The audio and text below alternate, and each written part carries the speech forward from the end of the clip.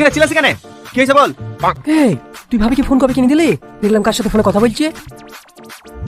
ছোড়া কি বলছে রে? আর ওর কাছে ফোনই নাই, আর ফোন করবে? আরে আমি এক্ষুনি দেখে আসলাম কথা বলতে। তুই বিশ্বাস করিস কর না করিস তোর ব্যাপার। তাহলে ওকে ডিভোর্স দিই, মাধুরীকে বিয়ে করে দেবো। এই ঠিক আছে চ।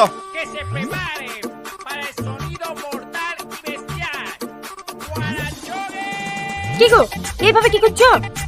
মোবাইল দে, সারাদিন কোন সমস্যার সাথে কথা বলছিস? কি আমি কার সাথে কথা বলবো? তুমি আমার মোবাইল কিনেছো নাকি? তাহলে তুই ফোন করিস না তাই তো? না তোমাকে কোন জানার বলেছে গো? যে খাসি মুক্তি রক্ত থেকে মরতে পারে না, রাস্তায় অ্যাক্সিডেন্ট হয় না, খাসিরা কোথাকার আমার জান জীবন জলে পুড়ে ছারখার করে দিল।